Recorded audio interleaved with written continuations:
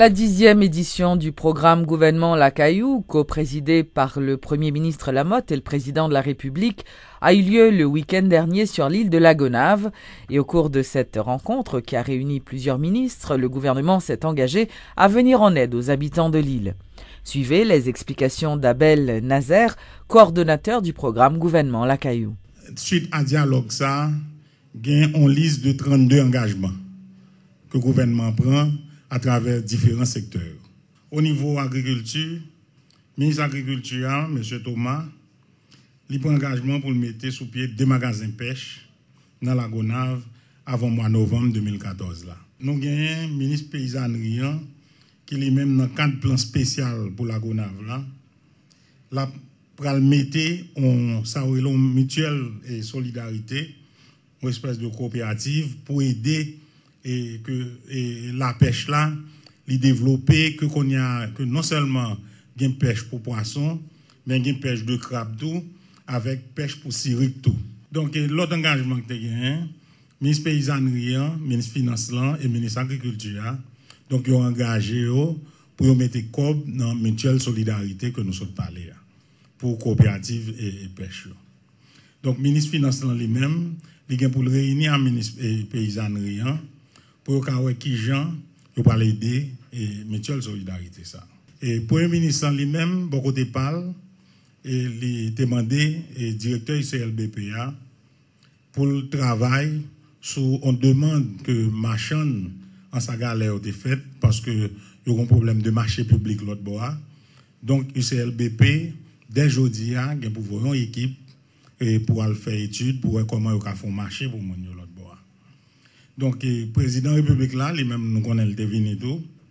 Et là, tu es un citoyen de la Gonâve qui t'a posé grand problème de manque d'eau potable, nous avons dit presque en absence même, parce que le président a demandé directeur général d'INEPA, M. Benito Dumé, et pour lui-même, il prend disposition pour mettre un système d'eau potable dans la zone. Le ministère du Commerce lui-même, il a pris engagement pour aider 45 personnes faire du business dans la Gonâve même. Et le ministre de Justice et Sécurité publique là, M. Jean-Renal Sanon, il prend engagement pour d'abord renforcer l'effectif de la police là. Parce que nous croyons qu'il y a 21 policiers, il va augmenter, faire arriver à 50 policiers.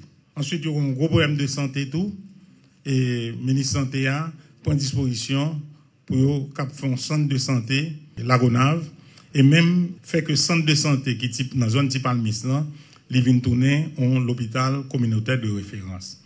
Il y a 200 cas qui peuvent construire dans la Gonâve.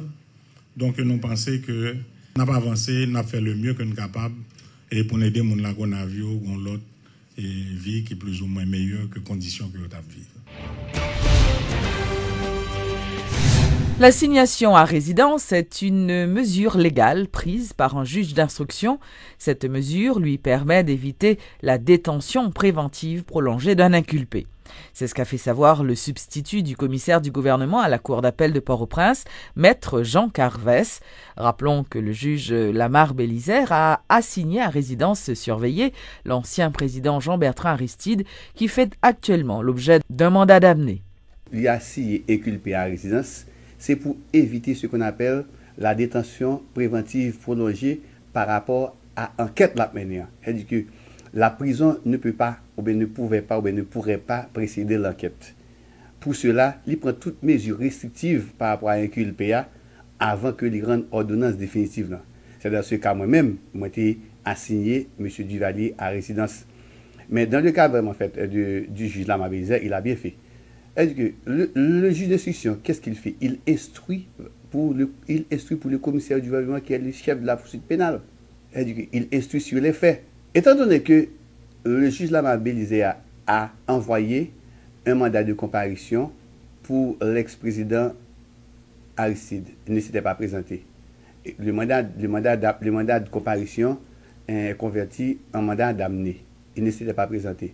Maintenant, pour protéger l'inculpé, et pour qu'il ait vraiment fait le contrôle de l'inculpé, il a assigné l'inculpé à résidence surveillée au fait de pouvoir en fait son contrôle, mais ce n'est rien. Il est une autorité vraiment fait qui est compétente en la matière. C'est l'autorité même en fait, des mandats. Ça, c'est le pouvoir, en tant que juge d'instruction qui a une autorité, c'est le pouvoir qui revient vraiment fait au juge de vous assigner à résidence par rapport à dossier, par rapport à l'effet, par rapport à dossier qu'il instruit en attendant qu'il rend son ordonnance définitive. C'est bon.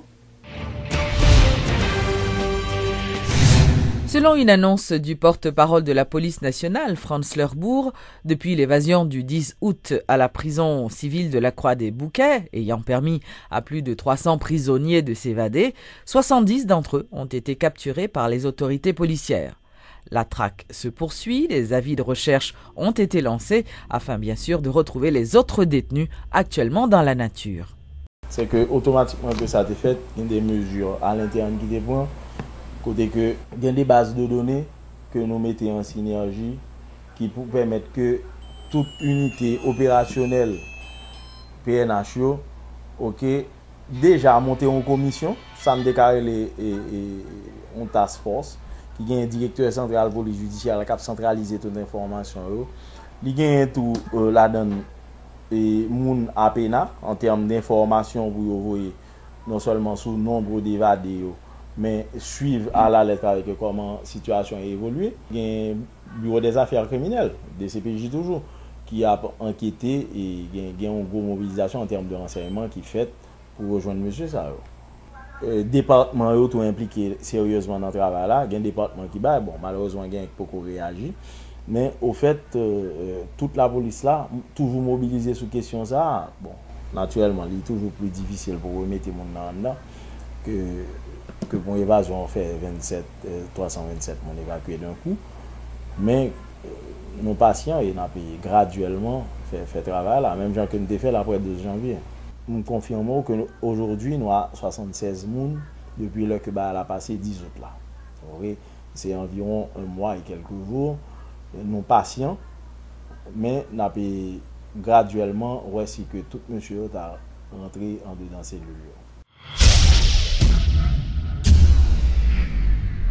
Le ministre du Commerce déplore que le débat au Parlement concernant l'accord de partenariat économique n'ait pas été assez technique.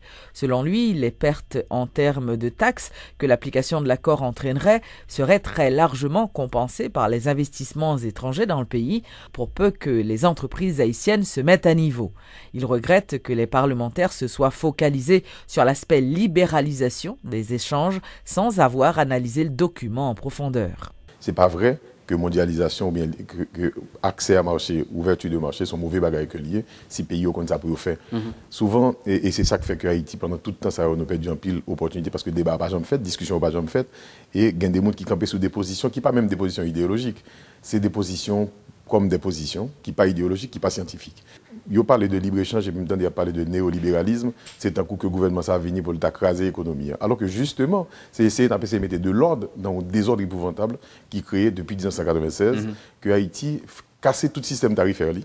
D'accord? Côté de gain pratiquement 65% de lignes tarifaires sur produits qui apprennent dans le pays, il était pourtant tarif zéro. Ça veut dire ou pas payer taxe sur 66%, 65%. Maintenant, il y a allé jusqu'à 85% pour des tarifs qui situent entre 0 et 15%. C'est ça qui fait que l'hémisphère occidental, là, c'est pays qui étaient plus ouverts, c'est pays qui étaient toutes vernis ouvertes au commerce extérieur. Donc, et c'est dans la période de gros bataille anti-néolibérale que nous avons pris une décision. Ça. Haïti, pendant toute l'histoire, les chita sur rente. Je dis à produit base rente là, c'est transfert que les Haïtiens envoient nous avec aide internationale. C'est ça que rente là. Et tout le gouvernement qui a fait, c'est pour qu'il y ait petit gens. Alors que le pays a son pays qui a un potentiel pour créer richesse. On doit la produire en Haïti, c'est un dollar que nous prenons pour nous voyer dans le pays étranger, pour nous créer richesse pour le pays étranger, parce que chemise nous besoin de consommer. Au monde qui a comme ici, monde classe moyenne, c'est à l'étranger le voyer petit. C'est à l'étranger le fait petit en fait. C'est à l'étranger de consommer. Meubles que nous utilisons c'est à l'étranger, c'est comment on a fait créer un emploi dans l'économie. Donc bagage ça faut nous poser franchement pour nous dire comment pour nous faire que l'homme dépense son dollar dans le pays, les distribuer dans le pays, les permettre l'autre activité faire dans le pays. Parce que nous-mêmes, c'est gaspiller, c'est voyer dans le dehors, c'est pas dans le pays, c'est pas pays, on a construit. Donc, il faut débat fait sérieusement pour ne pas tromper Mounio, pour ne côté de parler avec le pays. Parce que je dis, nous avons une possibilité extraordinaire pour créer un emploi. Le gouvernement, ça fait un pile effort que nous avons que pour nous discuter, pour nous prouver. Mettez sous table pour le pays, ouais, qui ça a fait, qui côté vous voulez aller, et pour nous changer de modèle, c'est toujours difficile parce qu'il y a des gens qui profitent de ça. Mais c'est 2-3 personnes qui profitent alors qu'il y a 10 millions de monde pour nous manger, 10 millions de monde pour nous travailler, 10 millions de monde pour nous faire recouvrer dignité, pour ne faire pas dépendre de monde. Le Fonds d'assistance économique et sociale, le FAES, a annoncé l'ouverture d'une enquête sur la situation exacte de la population haïtienne en matière de vulnérabilité.